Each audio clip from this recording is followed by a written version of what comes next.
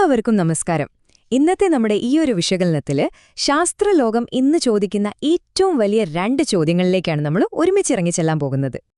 ഒന്ന് ആലോചിച്ചു നോക്കൂ, ഈ പ്രപഞ്ചം ഇതെങ്ങനെ തുടങ്ങി? ആ ഒരു വലിയ രഹസ്യം നമ്മൾ എങ്ങനെ ചുരുളടിക്കും? അല്ലെങ്കിൽ ഭൂമിയിൽ തന്നെ ഒരു നക്ഷത്രത്തെ ഉണ്ടാക്കുന്നതിനെപ്പറ്റി എന്തു പറയുന്നു?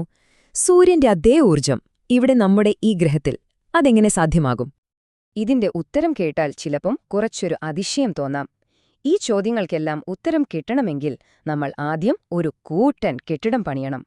ഞാൻ തമാശ പറഞ്ഞതല്ല, ഇതൊരു രൂപകമാണ്, ശാസ്ത്രത്തിന്റെ ഒരു പടുകൂറ്റൻ കെട്ടിടം. അപ്പോൾ ശരി, നമുക്ക് ആ കെട്ടിടത്തിന്റെ പണി തുടങ്ങാമല്ലേ? ഈ പറയുന്ന കൂറ്റൻ കെട്ടിടമെന്ന് പറയുന്നത് ശരിക്കും പാർട്ടിക്കിൾ ആക്സിലറേറ്ററുകളാണ്. പ്രപഞ്ചത്തിന്റെ ഏറ്റവും അടിസ്ഥാനതരമായ രഹസ്യങ്ങളിലേക്ക് എത്തിനോക്കാൻ മനുഷ്യൻ നിർമ്മിച്ച ഭീമാകാരമായ യന്ത്രങ്ങൾ. ഏതൊരു വലിയ കെട്ടിടത്തിനും വേണ്ടതെന്താ? നല്ല ഉറപ്പുള്ളൊരടിത്തറ. അതുപോലെ നമ്മുടെ ഈ ശാസ്ത്രത്തിന്റെ കെട്ടിടത്തിന് അടിത്തറ പാകിയത് അതിന്റെ ആദ്യകാല ആക്സിലറേറ്ററുകളാണ്. പിന്നെയെല്ലാം വളരെ പെട്ടെന്നായിരുന്നു, അറിയാമോ? 1932 കോക്രോഫ്റ്റ് വാൾട്ടൺ ആക്സിലറേറ്റർ വന്നു. ആദ്യമായി അണുവിനെ വിഭജിക്കാൻ പറ്റുമെന്ന് തെളിയിച്ചു. തൊട്ടുപിന്നാലെ ലോറൻസിന്റെ സൈക്ലോട്രോൺ വന്നു. കണങ്ങളെ ഒരു ചുഴി പോലെ കറക്കി കൂടുതൽ ഊർജ്ജം കൊടുത്തു. പിന്നെ സിങ്ക്രോ സൈക്ലോട്രോൺ വന്നു. അതുവരെ ഉണ്ടായിരുന്ന ഊർജ്ജത്തിന്റെ പരിമിതികളെയൊക്കെ മറികടന്നു. ഓരോ കണ്ടുപിടുത്തവും അടുത്തതിലേക്കുള്ള ഒരു ചവിട്ടുപടി പോലെയായിരുന്നു. നമ്മുടെ കെട്ടിടത്തിന്റെ ഓരോ നിലകൾ പണിതുയർത്തുന്ന പോലെ. നമ്മുടെ കെട്ടിടത്തിന്റെ ഉയരം കൂടുന്നതനുസരിച്ച് പ്രശ്നങ്ങളും വലുതായി. പുതിയ പുതിയ വെല്ലുവിളികൾ വന്നു. ഒടുവിൽ ഭൗതികശാസ്ത്രത്തിന്റെ അടിസ്ഥാന നിയമങ്ങൾ തന്നെ ഒരു വലിയ മതിലായി മുന്നിൽ വന്നു നിന്നു. പ്രശ്നം ഇതായിരുന്നു. വളരെ സിമ്പിളാണ്. കണങ്ങൾ പ്രകാശവേഗതയോട് അടുക്കുംതോറും അവയുടെ ഭാരം കൂടും, ഐൻസ്റ്റീൻ പറഞ്ഞ പോലെ.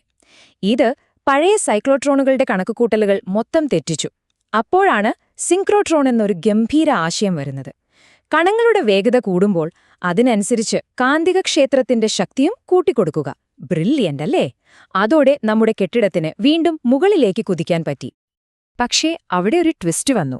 കണങ്ങളെ വെറുതെ കൂടുതൽ ശക്തിയിൽ എറിഞ്ഞിട്ട് മാത്രം കാര്യമില്ലെന്ന് ശാസ്ത്രജ്ഞർക്ക് മനസ്സിലായി. എന്തെങ്കിലും പുതിയതായി കാണണമെങ്കിൽ ഒരു പുതിയ തന്ത്രം തന്നെ വേണമായിരുന്നു. ഈ ഉപമ കണ്ടില്ലേ? ഒരു ബേസ്ബോൾ എടുത്ത് ചുമരിലേക്ക് എറിയുന്നത് പോലെയല്ല, 2 ബേസ്ബോളുകൾ നേർക്കുനേർ വന്നിടിക്കുന്നത്. ആ ഇടിയുടെ ശക്തി എത്ര കൂടുതലായിരിക്കും അല്ലേ? അതുതന്നെയാണ് ഇവിടെയും സംഭവിച്ചത്. ഒരൊറ്റ ബീം ഒരു നിശ്ചലമായ ലക്ഷ്യത്തിൽ ഇടിക്കുന്നതിനേക്കാൾ എത്രയോ മടങ്ങ് ഊർജ്ജമാണ് 2 ബീമുകൾ നേർക്കുനേർ കൂട്ടിയിടിക്കുമ്പോഴുണ്ടാകുന്നത്. കൊളൈഡിംഗ് ബീം ടെക്നോളജി, അതായിരുന്നു ഗെയിം ചേഞ്ചർ. ഈ പുതിയ ആശയങ്ങളൊന്നും വെറും കടലാസിൽ ഒതുങ്ങിയില്ല കേട്ടോ. ലോകമെമ്പാടും ഭീമാകാരമായ പരീക്ഷണശാലകൾ ഉയർന്നുവന്നു. സ്ലാക്ക്, ഫെർമിലാബ്, പിന്നെ നമ്മളെല്ലാം കേട്ടിട്ടുള്ള സേൺ. ഇവരെല്ലാം ഈ പുതിയ തലമുറയിലെ അതികായന്മാരാണ്. ശാസ്ത്രത്തിന്റെ അതിരുകൾ ഭേദിക്കാൻ വേണ്ടി മാത്രം നിർമ്മിച്ചവ. അങ്ങനെ നമ്മൾ ആ ശാസ്ത്രീയ കെട്ടിടത്തിന്റെ ഏറ്റവും മുകളിലെത്തിയിരിക്കുന്നു. ഇവിടെ നിന്ന് നോക്കുമ്പോൾ കാഴ്ച 2ആയി പിരിയുകയാണ്. ഭാവിയുടെ 2 അവിശ്വസനീയമായ വഴികൾ.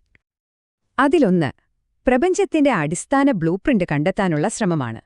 അതായത്, ഈ കാണുന്നതെല്ലാം എന്തുവെച്ചാണ് ഉണ്ടാക്കിയിരിക്കുന്നത് എന്ന ചോദ്യത്തിനുള്ള ഉത്തരം.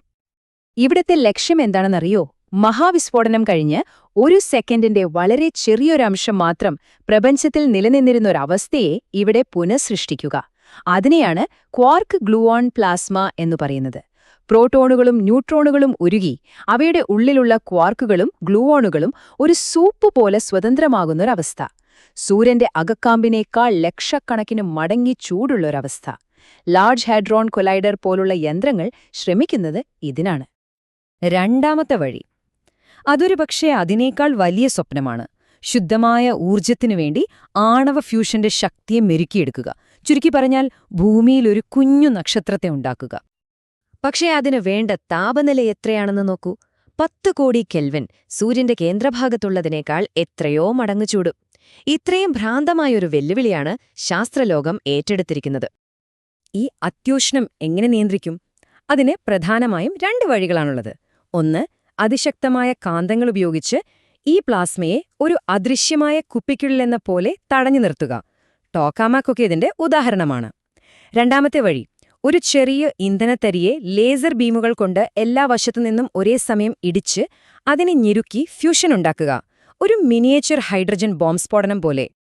ഈ ജഡത്വ തടങ്കൽ എന്ന് പറയുന്നത് വളരെ കൃത്യത വേണ്ട ഒരു പരിപാടിയാണ്. ഒരു മണൽത്തരിയോളം പോന്ന ഒരു ഇന്ധന പെല്ലറ്റ് അതിലേക്ക് എല്ലാ ദിശകളിൽ നിന്നും ഒരേ സമയത്ത് തന്നെ ലേസർ ബീമുകൾ വന്ന് പതിക്കണം. ആ ഇടിയുടെ ആഘാതത്തിൽ ആ തരി ഞെരിഞ്ഞമർന്ന് ചൂടും മർദ്ദവും കൊണ്ട് ഫ്യൂഷൻ നടക്കും. ഇനി ഈ സംഖ്യ ഒന്ന് നോക്കിക്കേ, 2 കോടി ആംപിയർ. ചില ഫ്യൂഷൻ ഡിസൈനുകൾക്ക് വേണ്ട കറണ്ടാണിത്. ഇന്ന് ലോകത്തുള്ള ഒരു ആക്സിലറേറ്ററിനും ഇതിന്റെ അടുത്തുപോലും എത്താൻ പറ്റില്ല. അപ്പോൾ ഓർത്തു നോക്കൂ, നമ്മൾ നേരിടുന്ന എഞ്ചിനീയറിംഗ് വെല്ലുവിളികൾ എത്ര വലുതാണെന്ന്. അപ്പോൾ നമ്മൾ തുടങ്ങിയത് എവിടെ നിന്നാണ്? ഒരു ചെറിയ തീപ്പൊരിയിൽ നിന്ന്, ഒരു ലളിതമായ പരീക്ഷണശാലയിൽ നിന്ന്. ഇന്നിപ്പോൾ നമ്മൾ എത്തി നിൽക്കുന്നത് പ്രപഞ്ചമുണ്ടായ സമയത്തെ അവസ്ഥകളെ വരെ പുനഃസൃഷ്ടിക്കാൻ ശ്രമിക്കുന്ന ഒരിടത്താണ്. എന്തൊരു യാത്രയാണല്ലേ ഇത്! ഈ ഉദ്ധരണി പറയുന്നതുപോലെ ഇതൊരു തുടർച്ചയായ ഓട്ടമാണ്. എപ്പോഴും വലുതിലേക്ക്, കൂടുതൽ മികച്ചതിലേക്ക്, കൂടുതൽ ആഴങ്ങളിലേക്ക് അറിവ് തേടിയുള്ള ഒരു ശാസ്ത്രീയ ഓട്ടം. അവസാനം ഈ പടുകൂറ്റൻ യന്ത്രങ്ങളും കോടിക്കണക്കിന് രൂപയുടെ മുതൽ മുടക്കുമെല്ലാം ഒരൊറ്റ കാര്യത്തിലേക്കാണ് വിരൽ ചൂണ്ടുന്നത്. അത് മനുഷ്യന്റെ അടങ്ങാത്ത ജിജ്ഞാസയാണ്, അറിയാനുള്ള ആ ഒരു ആഗ്രഹം. ആ ഒരൊറ്റ ഇന്ധനമാണ് നമ്മുടെ ഈ കെട്ടിടത്തെ ഇത്രയും ഉയരത്തിലെത്തിച്ചത്. നമ്മുടെ ഈ ശാസ്ത്രത്തിന്റെ കെട്ടിടം ഇപ്പോൾ മേഘങ്ങൾക്കും അപ്പുറമെത്തിയിരിക്കുന്നു. പക്ഷെ മനുഷ്യന്റെ അന്വേഷണങ്ങൾക്കൊരവസാനമില്ലല്ലോ. അപ്പോൾ അടുത്തതായി നമ്മൾ എന്ത് നിർമ്മിക്കും? ആ ചോദ്യം അത് ഞാൻ നിങ്ങൾക്കായി വിട്ടുതരുന്നു.